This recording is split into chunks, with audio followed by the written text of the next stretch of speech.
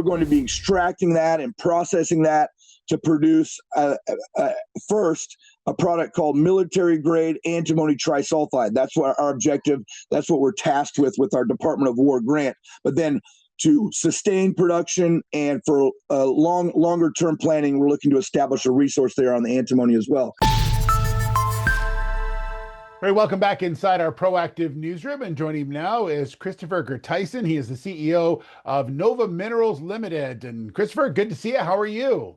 Excellent, Steve. Thanks for having us.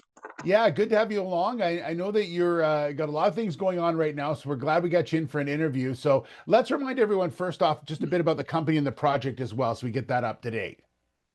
Sure. Nova Minerals, it's all about our flagship Estelle Gold and Critical Minerals project here in Alaska, about 100 miles west of Anchorage, down in south central Alaska, where we are after the gold, of course. And to date, we've been very successful in that realm.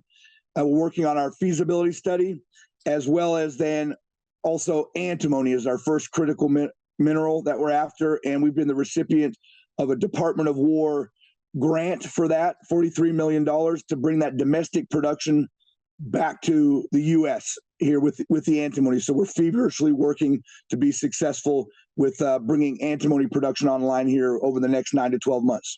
Yeah, and that's what today's news release is about. Is the 2026 field season is beginning. So give us a bit of an idea about the type of work that's going to happen this year. We are ramping up, and it's an exciting time every year.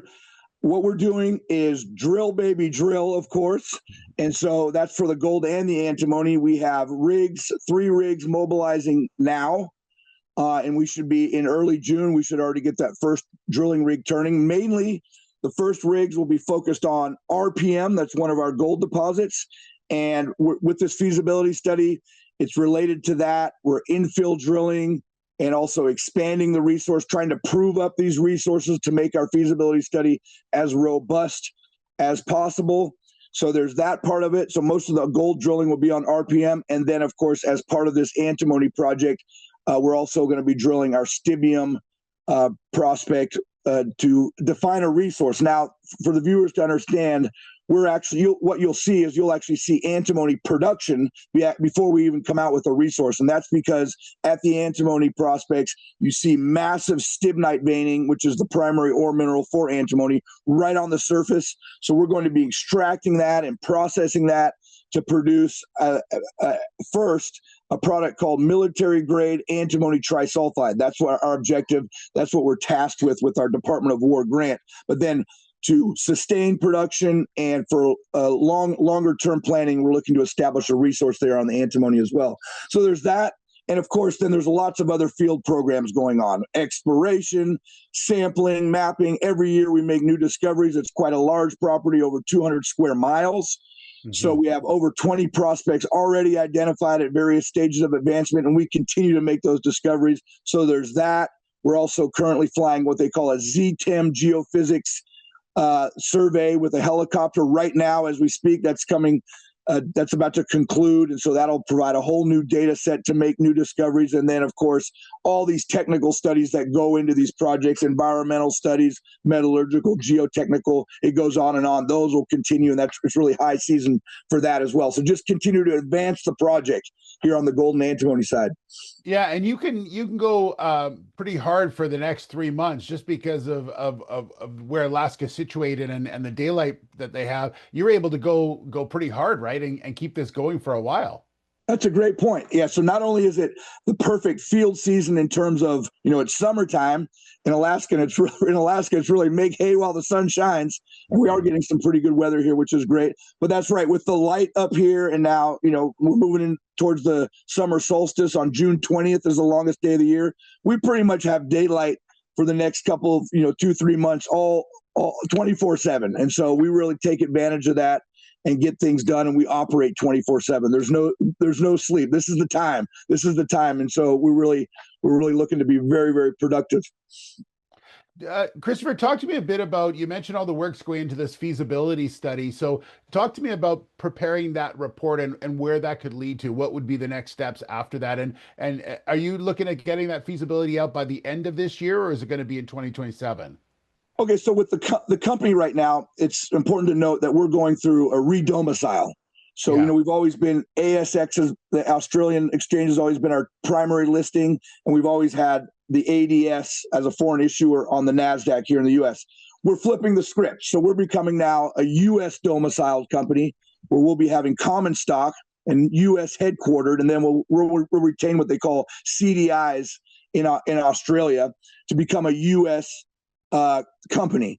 So that's the first thing to note. So we'll be under what they call SK 1300 standard as opposed to JORC in Australia. So we'll be putting out an SK 1300 report. Now, in terms of timing, it's an iterative process. As you probably know, Steve, the more we learn, and we're trying to make it as robust as possible.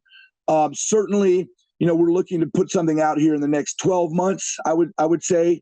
But it really depend on what we get from our drilling this year, do a mineral resource update, and if there's still some gaps there that we need to fill in, perhaps we'll need another round of drilling next year. But I can assure you we are working out to get it out as soon as possible over the next year or so here. Yeah. And lastly, Christopher, just you mentioned obviously you've got the grant from the Department of War. Obviously, there's great interest in what you're doing. I imagine you get inbound and calls from people all the time talking about what's going on, not only with the gold part, which is obviously popular right now, but antimony, as you mentioned, which is really critical. Absolutely. And there's extra urgency on it, with our DOW partners on that military grade antimony trisulfide. That's the stuff that's used in the munitions and Yeah. a lot of the defense applications. This is sort of phase one, as we call it. And we've already procured mining equipment, processing equipment. And so this summer we'll be extracting ore, of course, from the prospects, but establishing first stage of processing at the site. We call that ore sorting. And it's quite a mechanical process where the material's still quite coarse. And then that coarse concentrate will go down to our Port Mackenzie facility. And at Port Mackenzie, we'll do all the downstream processing and refining. So we'll be constructing that here this summer and looking to commission that initial trisulfide plant later this year is the goal. We want to have production of military grade antimony trisulfide by maybe the end of this year, but certainly by early next year, which is ahead of schedule. And we really want to do that because that gives us the opportunity to then continue to work with the Department of War to move on to phase two, which is then to really ramp things up, scale up the mining operations, and scale up the processing facility to not only produce trisulfide, but antimony oxide, antimony metal, and all these other antimony products, not only for Department of War and munitions purposes, but for the entire U.S. industrial base. So the real idea is to have an antimony refining hub right here in Alaska, and that's what we're at the center of, and that's what we're trying to do. All right. Well, it's a super exciting project, super exciting company as well. Christopher, thanks so much. Good to catch up with you. And I know we're going to be talking a lot because it sounds like it's going to be a very busy summer for you. So we appreciate your time. Thank you. Good stuff. We'll see you in the next update. All right. There's Christopher Gertyson. He is the CEO of Nova Minerals.